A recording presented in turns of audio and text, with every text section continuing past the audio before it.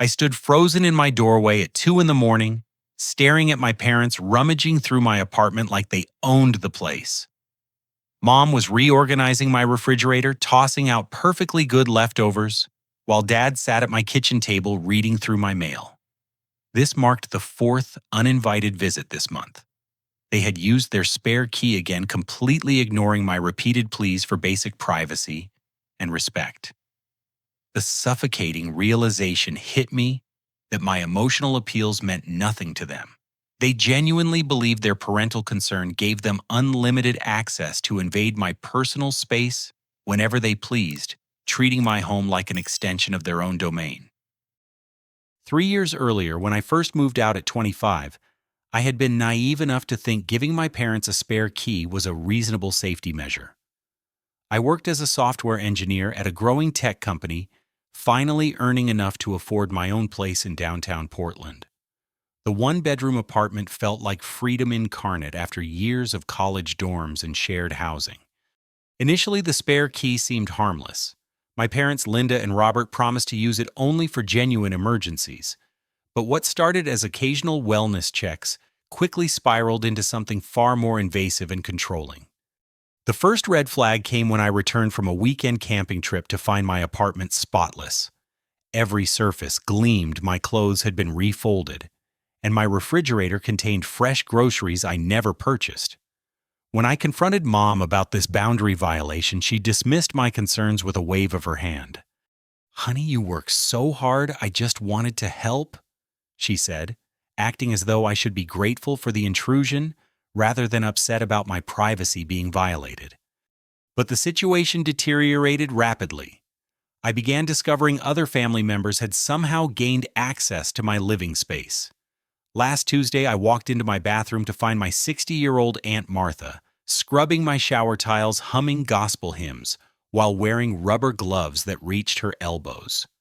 "Oh, Benedict," she chirped cheerfully, "your mother mentioned you needed help with housekeeping. This bathroom was absolutely filthy, dear." The shower had been perfectly clean. I had scrubbed it myself just 2 days before. Then came the afternoon I returned from lunch to discover my cousin Derek entertaining a young woman on my couch. They were sharing wine from my cabinet, and Derek was boasting about his downtown apartment as though he paid the rent. The woman seemed impressed by the modern appliances and city view, completely unaware she was being deceived. "Derek, what are you doing here?" I demanded, my voice rising with indignation. He grinned sheepishly. "Hey, cuz, just showing Amanda around. Great place you got here. This is my home, not a dating venue for your romantic adventures." Derek shrugged, seemingly unbothered by my anger. "Aunt Linda said family could use the place when you were at work. No big deal, right?" But it was a very big deal. The following week, I discovered Uncle Raymond had been taking afternoon naps on my couch during his lunch breaks from the post office. He worked only 6 blocks away and found my apartment more comfortable than the break room. I came home sick with food poisoning to find him snoring loudly, his shoes kicked off, and his feet propped on my coffee table. The situation reached absurd levels when I realized my entire extended family had begun treating my apartment like community property. Relatives dropped by to use my computer, raid my pantry, or simply escape their own household responsibilities. My privacy had completely evaporated. When I finally confronted my parents about the escalating invasions, their reaction shocked me. Instead of apologizing or acknowledging the problem, they became defensive and accusatory. "We're worried about you, Benedict," Dad said sternly. "You live alone, you work too much, and you never call. We need to make sure you're taking proper care of yourself." "I'm 28 years old." I replied, my frustration building. "I don't need supervision or caretaking. I need basic respect for my personal space." Mom's eyes filled with crocodile tears. "We raised you better than this. Family should always come first, and you're being incredibly selfish and ungrateful." Their complete inability to understand my perspective felt like talking to brick walls. They genuinely believed their concern justified any level of intrusion into my adult life. The conversation ended with them storming out, muttering about my unappreciative attitude and modern selfishness. That evening, my girlfriend Sarah witnessed the aftermath of another family invasion. She arrived for dinner to find my cousin's girlfriend's makeup scattered across my bathroom counter and strange food in my refrigerator that I had never purchased. "This is really weird, Benedict," Sarah said gently. "Don't you think your family is crossing some pretty serious boundaries here?" I nodded, feeling embarrassed and frustrated. "I've tried talking to them, but they refuse to listen. They think I'm being dramatic." Sarah squeezed my hand supportively. "Maybe it's time to take more decisive action. This level of intrusion isn't normal or healthy." As I lay awake that night, I realized she was absolutely right. My family's behavior had escalated far beyond occasional visits into systematic violation of my autonomy and privacy. Something had to change, but I had no idea how much worse things would become before they improved. The morning after my confrontation with my parents, I decided to take back control of my living space. I called a locksmith and scheduled an appointment to change my locks immediately. The decision felt empowering, like finally drawing a line in the sand after months of passive acceptance. For exactly 48 hours, I enjoyed blissful solitude. My apartment felt like my own again. I could come home without wondering who might be waiting inside, and I could leave personal items out without fear of family members rearranging or critiquing my choices. But my parents had other plans. On Wednesday afternoon, I returned from work to find them standing in my hallway with a locksmith of their own. They claimed there was a family emergency and demanded immediate entry to my apartment. "What emergency?" I asked, my heart racing with alarm. "We haven't heard from you in 2 days," Mom replied dramatically. "We were terrified something terrible had happened." "I saw you on Monday. It's only Wednesday." Dad stepped forward aggressively. "Don't get smart with us, son. We're your parents, and we have every right to check on your welfare." Despite my protests, they bullied the locksmith into opening my door. I watched helplessly as this stranger violated my home security based on my parents' fabricated crisis. The locksmith seemed uncomfortable, but apparently believed their parental authority superseded my rights as the leaseholder. Once inside, Mom immediately began criticizing my housekeeping, while Dad lectured me about family obligations. They acted as though changing my locks was a personal attack against them, rather than a reasonable boundary-setting measure. But the real shock came the following morning. I discovered they had installed new locks overnight and somehow obtained multiple copies of the new keys. Worse yet, they had upgraded my basic security system to include cameras they could monitor remotely from their own home. "For your safety," Mom explained when I called to confront them, "you clearly can't be trusted to maintain proper security measures." The violation felt overwhelming. They had essentially taken control of my living space without any legal authority to do so. When I threatened to call the police, Dad laughed dismissively. "Go ahead. We're your parents looking out for your well-being. No officer is going to side with an ungrateful child against concerned family members." His confidence unnerved me because I suspected he might be right. How could I explain to law enforcement that my own parents were stalking and controlling me without sounding paranoid or ungrateful? The surveillance escalated quickly. I began finding evidence that Mom had been going through my personal belongings during the day while I worked. My dresser drawers were reorganized, my closet had been rearranged according to her preferences, and personal letters from friends had been read and moved. Dad took a different approach, focusing on my financial habits. He somehow gained access to my bank statements and began leaving critical notes about my spending choices. A $20 purchase at a bookstore earned a lecture about fiscal irresponsibility. My gym membership was deemed unnecessary and wasteful. Even my grocery choices received detailed critiques about nutrition and cost efficiency. The professional humiliation began when they decided to attend my quarterly presentation at work without invitation or warning. I was delivering a technical analysis to senior management when I spotted them sitting in the back row of the conference room, nodding approvingly like proud parents at a school play. After the meeting, my boss pulled me aside with obvious concern. Benedict, I need to ask about the elderly couple who attended your presentation today. They introduced themselves as your parents and seemed to think they belonged there. My face burned with embarrassment. I had no idea they were coming. They've been having some boundary issues lately. I see. His expression suggested this was not the professional image he expected from his employees. Perhaps you should address your personal situation before it affects your work performance. The comment stung because my work performance had been excellent.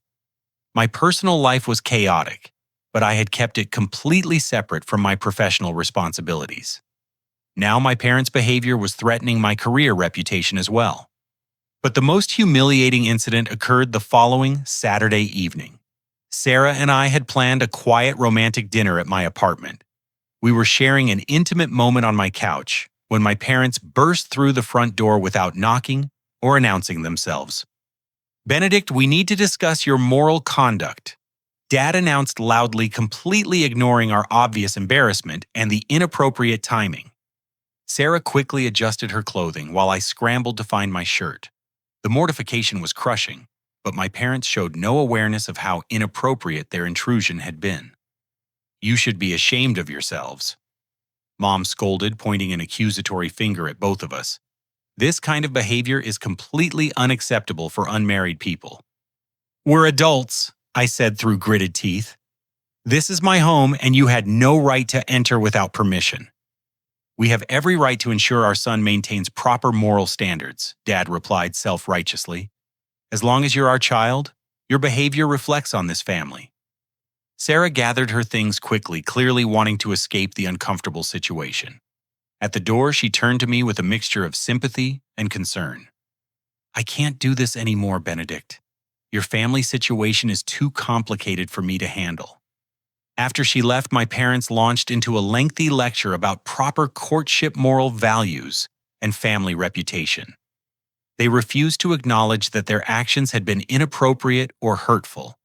Instead, they framed the incident as necessary intervention to protect me from making poor choices. That night, I realized my parents had successfully destroyed my romantic relationship and were systematically dismantling every aspect of my independence. Their behavior was escalating rather than improving, and I felt completely powerless to stop them.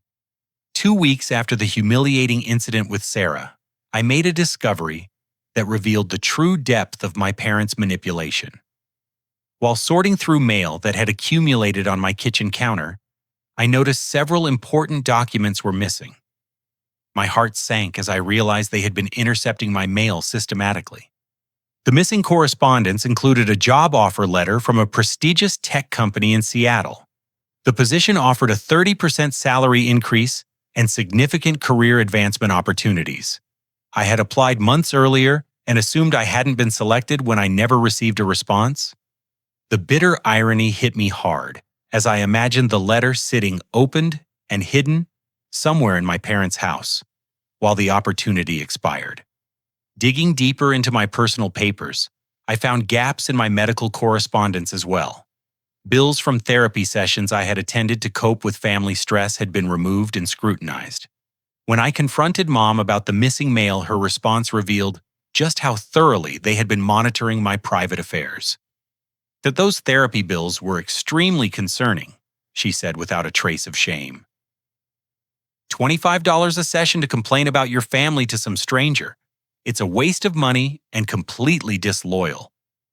Therapy is confidential medical treatment, I replied, my voice shaking with anger. You had no right to read those bills or judge my healthcare decisions. We have every right to be concerned when our son is clearly struggling with mental health issues, Dad interjected. You're obviously not thinking clearly, or you wouldn't need professional help dealing with family relationships. But their violation of my privacy extended far beyond mail theft. I learned they had been contacting people from my past expressing fabricated concerns about my well-being and mental stability. College roommates called to ask if I was okay, confused by conversations with my mother about my supposed downward spiral and concerning behavior changes. The most damaging discovery came when Sarah's mother called to discuss my parents' visit to her home. Apparently, Mom and Dad had driven to Sarah's parents' house to express their concerns about my emotional instability and troubling lifestyle choices. They painted a picture of me as someone struggling with serious psychological problems who was negatively influencing their daughter. They seemed genuinely worried about you, Sarah's mother said gently. They mentioned you were seeing a therapist and had been acting erratically. Are you getting the help you need? The conversation was mortifying. My parents had effectively destroyed my relationship by spreading false information to Sarah's family. They presented my reasonable desire for boundaries as evidence of mental illness and my normal adult independence as dangerous instability. Their character assassination campaign had spread throughout our neighborhood as well. Mrs. Henderson from next door stopped me in the hallway with obvious concern. Your mother mentioned you were struggling with substance abuse issues, she said in a hushed tone. If you need help finding treatment resources, my nephew works in addiction counseling. I stood there stunned, realizing my parents had been systematically destroying my reputation in the community. They had fabricated stories about drug and alcohol problems I didn't have, presenting themselves as long-suffering parents trying to save their troubled son. The situation reached its absolute lowest point when I arrived home from work one Thursday evening to find my apartment full of strangers. My parents had organized an intervention meeting without my knowledge or consent. Family members, our church pastor, and a hired addiction counselor sat in my living room waiting to confront me about problems that existed only in my parents' imagination. Benedict, we're here because we love you and want to help you get your life back on track, announced the counselor, a middle-aged woman with a clipboard and concerned expression. Help me with what exactly? I asked, looking around at the assembled group. Uncle Raymond spoke up. Your parents have shared some very troubling information about your behavior lately. The isolation, the anger toward family, the therapy, visits, the inappropriate relationship choices. None of those things indicate a problem requiring intervention, I replied, my voice rising with frustration. Pastor Williams leaned forward earnestly. Son, sometimes we can't see our own struggles clearly. Your parents are reporting significant changes in your personality and judgment. The next hour was a nightmare of false accusations and misrepresented facts. My parents had carefully crafted a narrative portraying me as someone spiraling out of control who needed immediate professional intervention. Every healthy boundary I had attempted to establish was twisted into evidence of mental illness or addiction. When I tried to defend myself and explain the truth about their invasive behavior, the group dismissed my words as denial and manipulation tactics. The counselor nodded knowingly, clearly convinced by my parents' fabricated evidence. This level of resistance to help is very common, she explained to the group. Addicts and people with severe mental health issues often blame family members rather than accepting responsibility for their problems. I wasn't struggling with addiction or mental health crises. I was struggling with parents who refused to respect boundaries and were systematically destroying my life to maintain control. But in that room full of concerned faces, my truth sounded like the desperate lies of someone in denial. The intervention ended with my parents presenting ultimatums. I could voluntarily enter a 30-day residential treatment program they had selected, or they would pursue legal guardianship to force me into treatment. Either way, they intended to take control of my living situation and financial affairs until I recovered from my supposed problems. That night, after everyone left, I sat alone in my apartment feeling completely defeated. My parents had successfully convinced my extended family, my religious community, and even professional counselors that I was a troubled person in need of rescue. They had turned my support systems against me and positioned themselves as heroic figures trying to save their troubled child. I realized then that reasoning with them would never work. They had invested too much energy in their false narrative to abandon it now.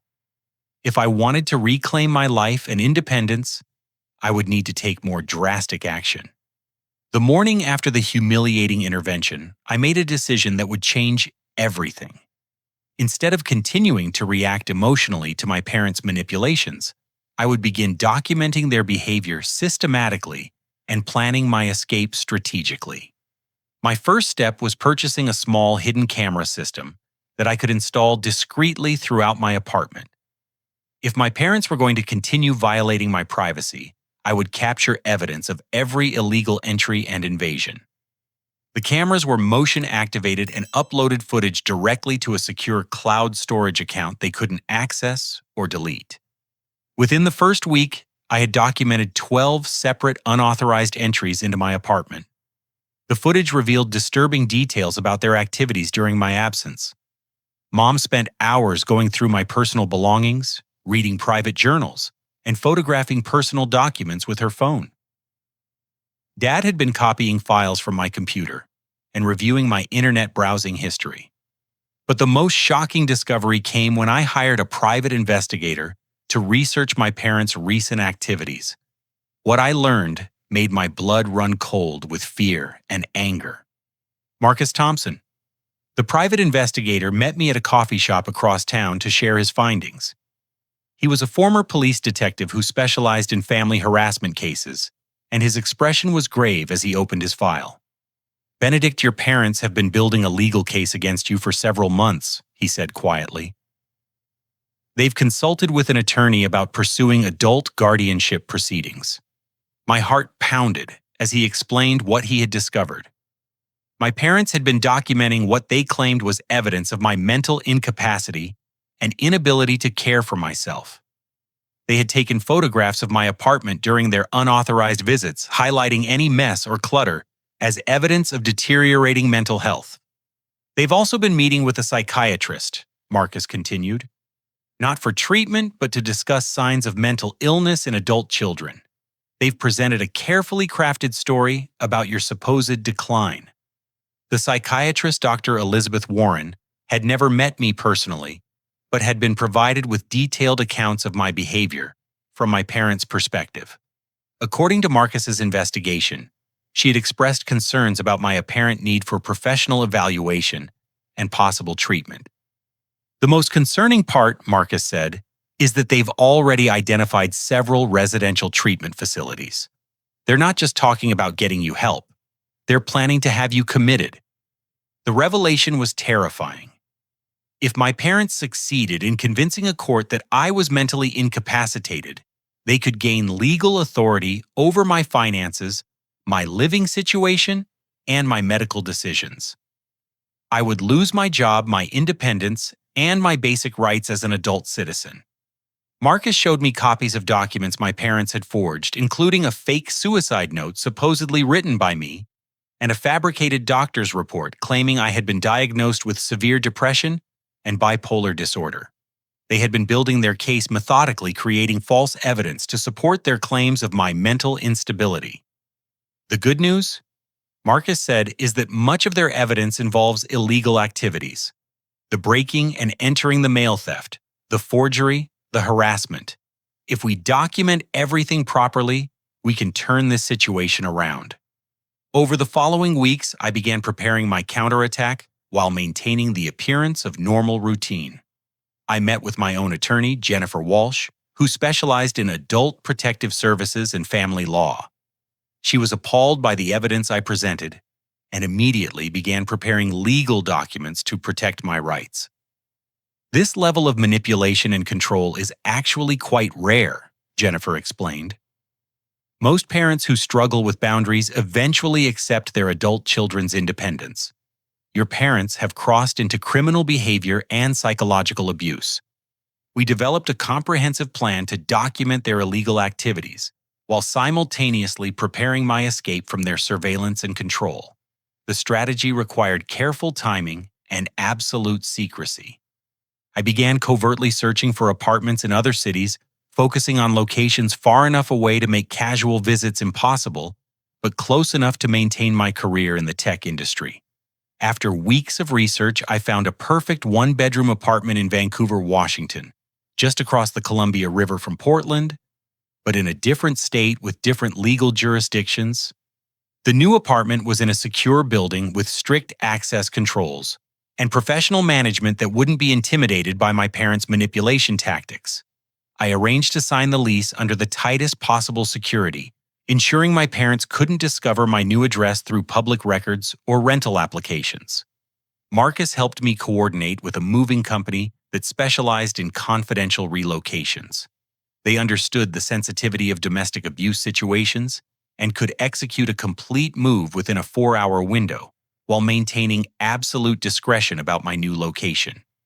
But the most crucial element of my plan involved my friend Marcus Chen, a cybersecurity specialist who had been horrified by my family situation. He agreed to take over the lease on my current apartment after I moved out, providing a buffer between my parents and my new life. "They're going to lose their minds when they realize you're gone," Marcus predicted. "Having me in the apartment will give you legal protection and evidence of their continued harassment." As we finalized the details of my escape plan, I felt a mixture of excitement and terror. After months of feeling powerless and victimized, I was finally taking control of my situation. But I also knew my parents would not accept my independence quietly. They had invested too much energy in controlling me to simply let me go without a fight. The hidden cameras continued documenting their invasions, building an extensive library of evidence that would support any legal action I might need to take. Every unauthorized entry, every violation of my privacy, and every attempt to manipulate my life was being recorded and preserved. I was no longer their helpless victim. I was gathering the tools and allies I needed to reclaim my freedom and independence. The question was whether I could execute my plan before they succeeded in their attempt to have me declared mentally incompetent and stripped of my basic rights. Saturday morning arrived gray and drizzly, typical Pacific Northwest weather that provided perfect cover for my escape operation. I had chosen this weekend because my parents attended early morning church services, followed by their weekly breakfast at the Silver Dollar Diner with their church group. This gave me a guaranteed 4-hour window when they wouldn't be monitoring my apartment or dropping by for surprise visits.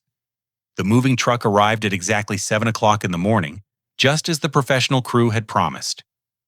These weren't ordinary movers, but specialists trained in confidential relocations for domestic abuse situations. They understood the urgency and sensitivity of my circumstances. "We'll have you packed and loaded in 3 hours," promised Jake, the crew supervisor.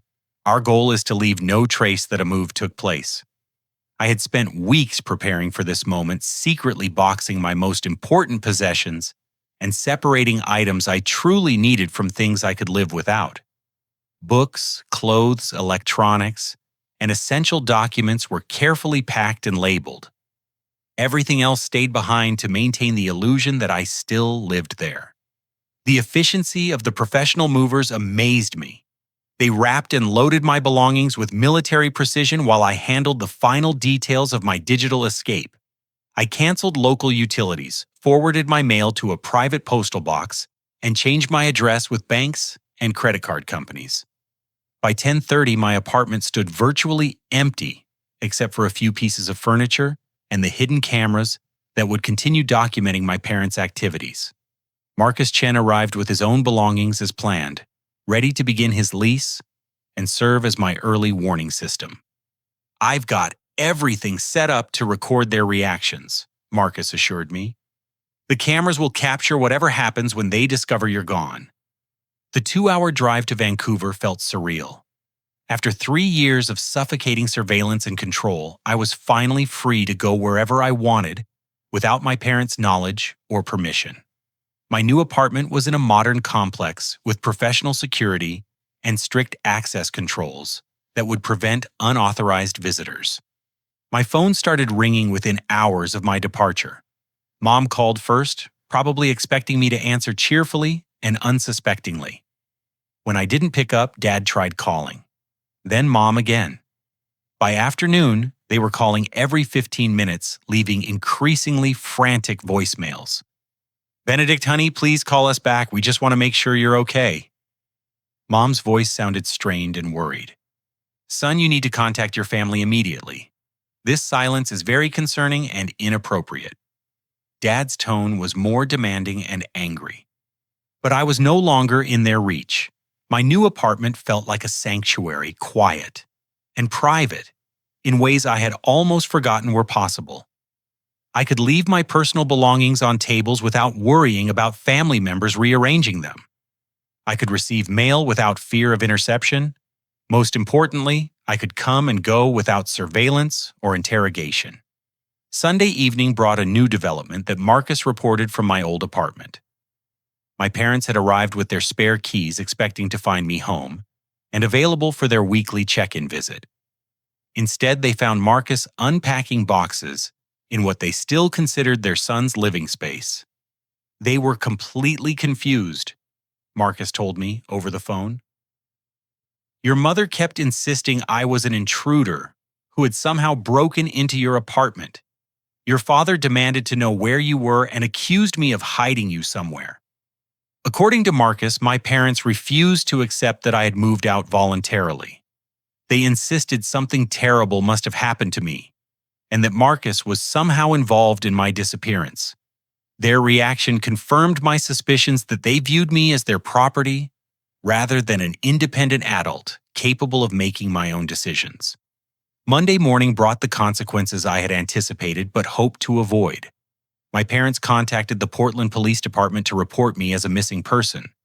They claimed I had disappeared without warning and might be suicidal or suffering from a mental health crisis. Detective Sarah Rodriguez called me directly to conduct a welfare check. Her voice was professional, but concerned as she explained the situation. Mr. Benedict, your parents have filed a missing person report claiming you disappeared from your apartment and may be in danger. They're quite worried about your mental state. I appreciate your concern, Detective Rodriguez, but I moved voluntarily to escape harassment from my parents. I'm safe, healthy, and living independently in my own apartment. I see. Your parents mentioned you had been struggling with depression and had made concerning statements about harming yourself. This was exactly the manipulation I had expected. My parents were using the police as unwitting accomplices in their continued attempts to control me. I realized I needed to provide Detective Rodriguez with enough information to understand the real situation. Detective, I have extensive documentation of my parents' harassment and stalking behavior over the past several months. They've been breaking into my apartment, intercepting my mail, and spreading false information about my mental health to justify their invasive actions. I arranged to meet with Detective Rodriguez the following day to present my evidence. The meeting location was a police substation in Vancouver, safely outside my parents' immediate reach. I brought copies of the video footage showing unauthorized entries, documentation of mail theft, and reports from my private investigator about their plans to pursue guardianship proceedings. Detective Rodriguez reviewed the evidence with obvious surprise and concern.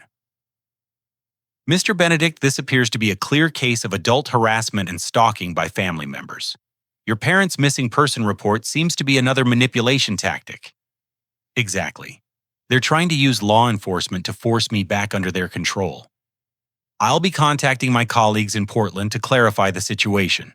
You're obviously not missing or in danger. You're an adult who moved to escape harassment. But my victory was short-lived.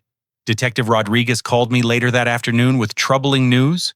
My parents had escalated their claims, now insisting to Portland police that I was mentally incompetent and had made specific threats to harm myself before disappearing.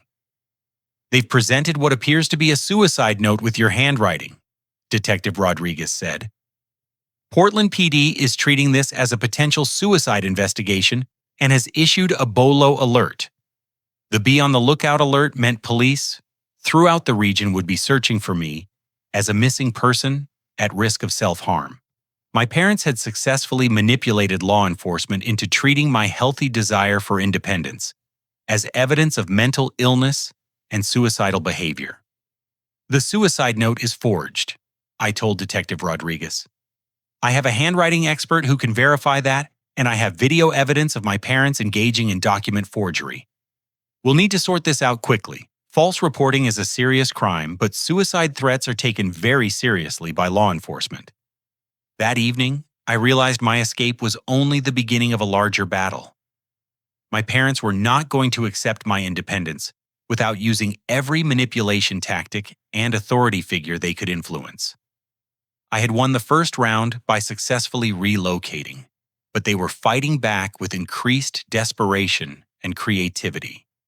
The cameras Marcus had positioned in my old apartment were capturing their continued invasions and increasingly erratic behavior, as they realized I was truly beyond their reach. Their perfect control had been shattered, and they were willing to criminalize themselves rather than accept my right to live independently. Tuesday morning brought news that my parents' desperation had pushed them into serious legal trouble.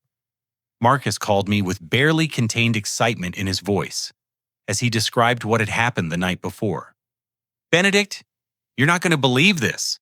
Your parents broke into the apartment again last night, but this time they triggered every security system in the building." According to Marcus, my parents had arrived around 11 o'clock Monday night with their collection of copied keys, expecting to find evidence of my whereabouts or clues about my disappearance.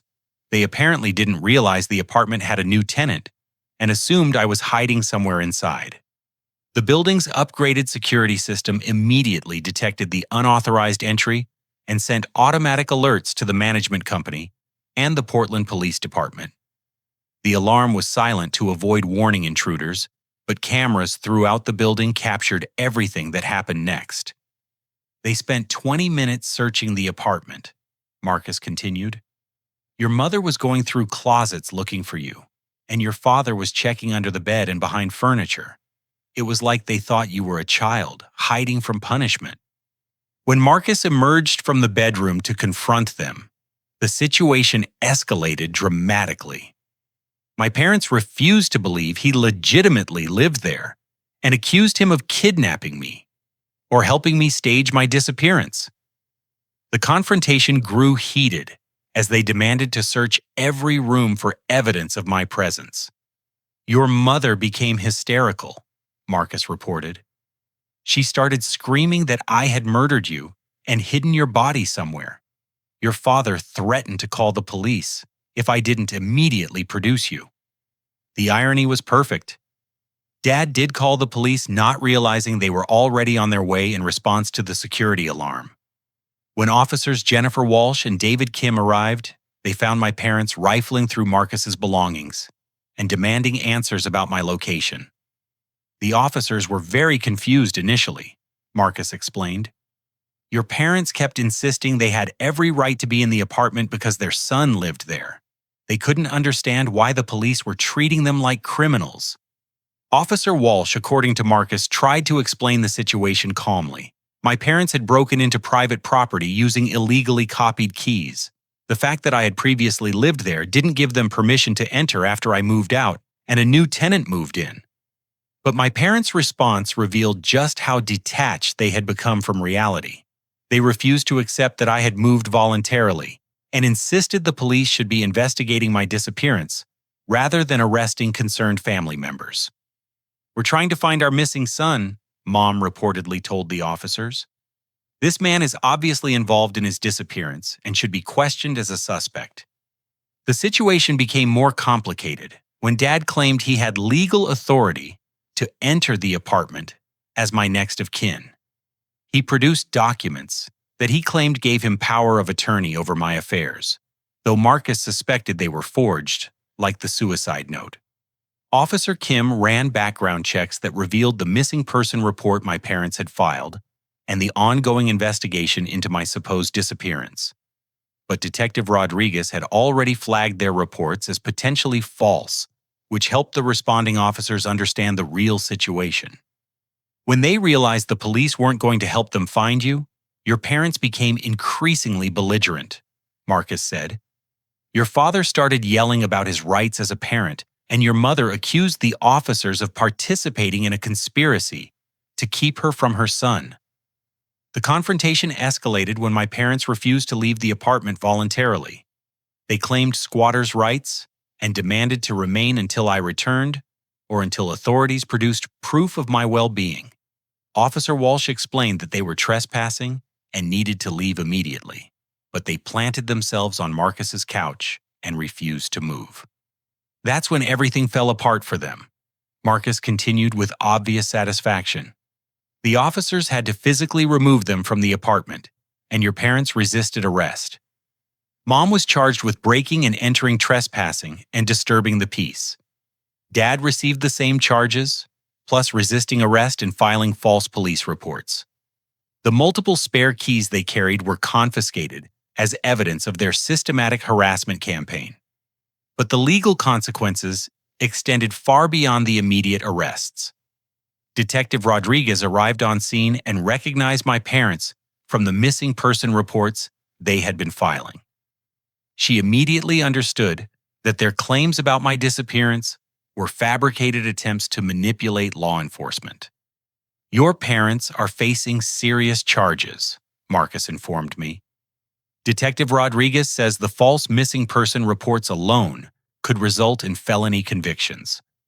The investigation expanded as police reviewed the evidence I had provided about my parents' months of harassment. Video footage from my apartment cameras showed numerous unauthorized entries, mail theft, and invasion of privacy. The forged suicide note became additional evidence of their willingness to commit crimes to maintain control over my life. Wednesday morning brought even more revelations as other family members faced potential legal consequences. Uncle Raymond, Aunt Martha, and Cousin Derek had all used illegally copied keys to enter my apartment without permission. Detective Rodriguez was building cases against the entire network of relatives who had participated in violating my privacy and property rights. The community impact was immediate and devastating for my parents' reputation. News of their arrest spread quickly through their church congregation and neighborhood. People who had believed their stories about my supposed mental health problems began questioning everything my parents had told them. Mrs. Henderson called me directly to apologize for believing my parents' fabricated stories about substance abuse problems. "I feel terrible for doubting you," she said. "Your parents seemed so concerned and convincing, but now I realize they were lying about everything." Similar calls came from college friends who had been contacted by my parents expressing fake concerns about my well-being. The revelation that my parents had been systematically lying to manipulate people's perceptions was shocking to everyone who had trusted them. My former boss called to apologize for suggesting I needed to get my personal life under control. "I had no idea your parents were harassing and stalking you," he said. "I thought they were just overly concerned family members." The professional vindication felt wonderful, but the personal satisfaction was even greater. After months of feeling powerless against my parents' manipulation and control, I was finally watching justice unfold naturally as their own actions caught up with them. Detective Rodriguez informed me that the district attorney was pursuing multiple felony charges against both parents. The evidence was overwhelming, and their complete lack of remorse or acknowledgement of wrongdoing made plea negotiations unlikely. "Your parents seemed genuinely convinced they did nothing wrong," Detective Rodriguez explained. "They keep insisting they were just trying to help you, which makes them poor candidates for reduced charges or alternative sentencing." Thursday evening brought the news I had been waiting for. My parents were being held on bail pending trial for breaking and entering trespassing, filing false police reports, mail theft, harassment, and stalking. The charges carried potential prison sentences and would permanently impact their reputations in the community. But more importantly, I was finally free from their surveillance and control.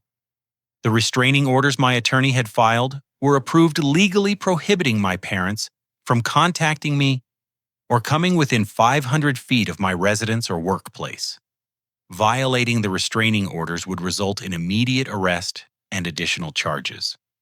For the first time in years, I could live my life without fear of invasion or manipulation.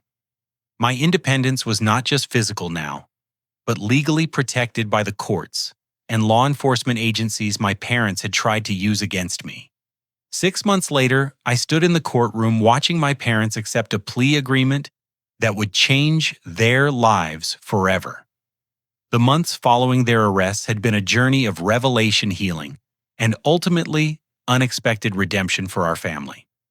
The legal proceedings moved swiftly once the evidence was presented. My parents' attorney, Jonathan Rivers, advised them that fighting the charges would likely result in prison sentences. The video evidence of their unauthorized entries combined with the forged documents and false police reports created an overwhelming case against them. Your clients have two options. District Attorney Maria Santos explained during plea negotiations. Accept responsibility for their actions and undergo court-mandated therapy or face trial and potential incarceration. The turning point came when Dr. Patricia Williams, a family counselor specializing in boundary disorders, met with my parents individually. She was the first mental health professional to see through their carefully constructed narrative and recognize their behavior as pathological rather than caring. Linda and Robert, your attempts to control Benedict's life stem from deep-seated anxiety disorders and codependency issues. Dr. Williams explained during our first supervised family session, "You've convinced yourselves that love means control, but you've actually been psychologically abusing your son." Initially, my parents resisted this assessment just as they had resisted every other attempt to establish boundaries. But Dr. Williams was persistent and skilled at breaking through their defensive mechanisms. "Look at the consequences of your actions," she continued. "You've destroyed Benedict's relationships, damaged his professional reputation, violated his privacy, and ultimately drove him away entirely. Is that the outcome you wanted from your love?"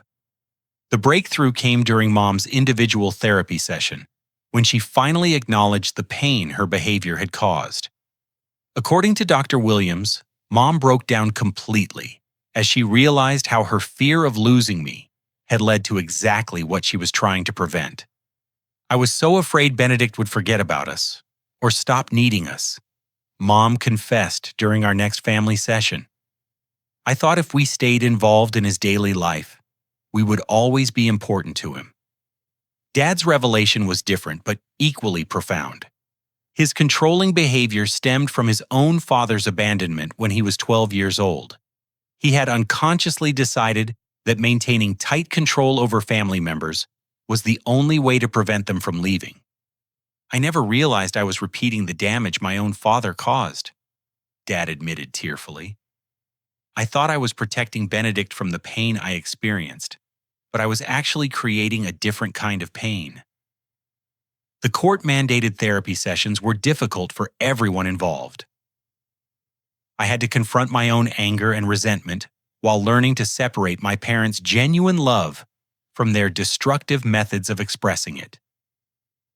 Dr. Williams helped us understand that my desire for independence wasn't rejection of family, but healthy adult development. "Benedict's need for boundaries doesn't mean he loves you less," she explained to my parents.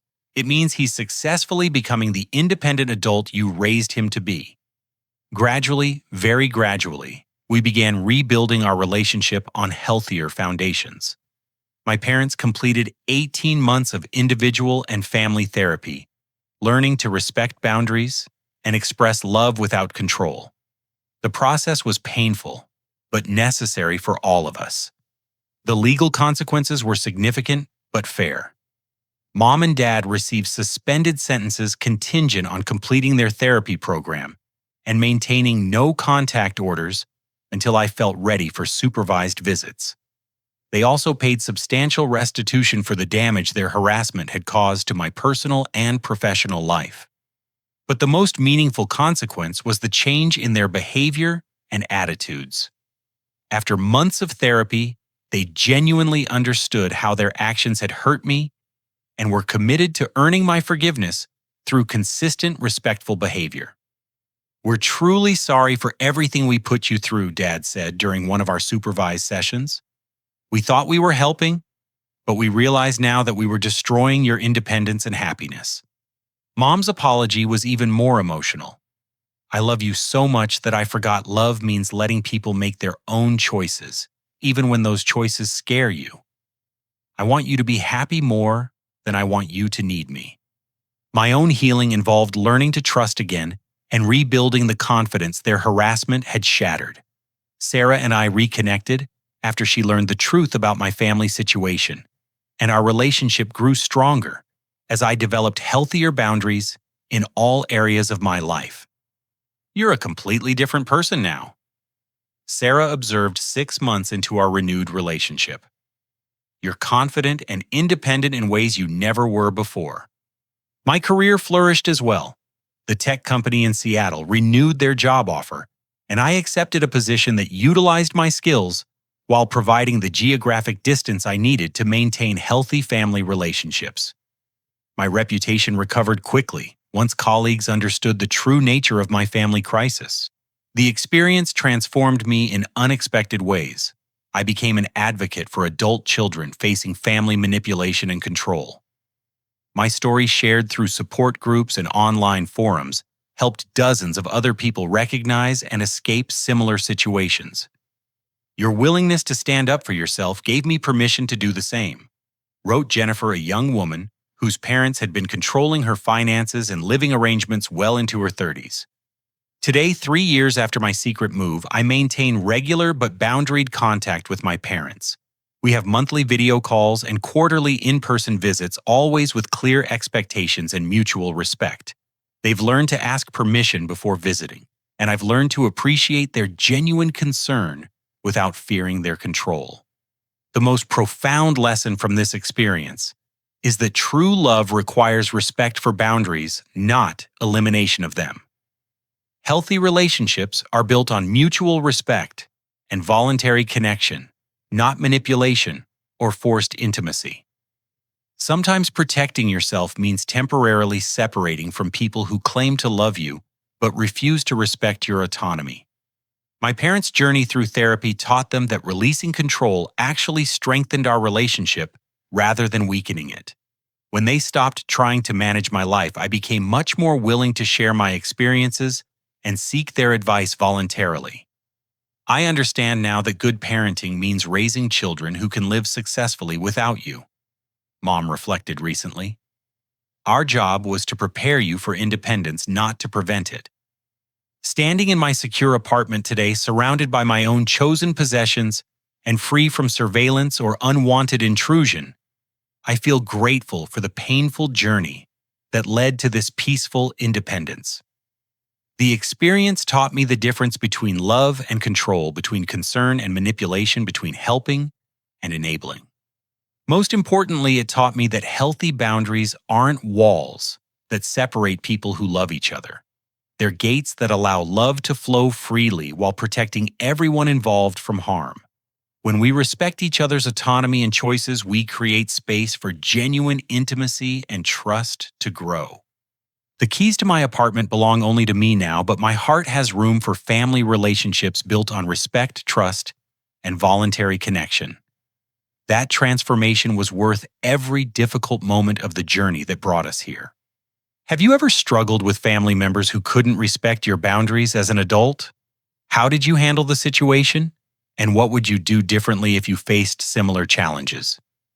Share your experiences in the comments below, and let me know if this story helped you think about your own family relationships in new ways. If this story resonated with you or reminded you of someone who might benefit from hearing it, please hit the like button and share it with them. Your support helps me continue sharing stories about real-life challenges and the courage it takes to overcome them. And if you want to hear more stories about standing up for yourself and finding the strength to change difficult situations, make sure to subscribe and ring the notification bell. Every week I share new stories about ordinary people who found extraordinary courage when they needed it most. Thank you for listening to this deeply personal story, and remember that you deserve relationships built on respect and genuine love, not control and manipulation. Sometimes the most loving thing you can do for everyone involved is to insist on healthy boundaries, even when that insistence feels difficult or scary. Take care of yourselves, protect your peace, and never be afraid to stand up for the respect and independence you deserve as an adult human being.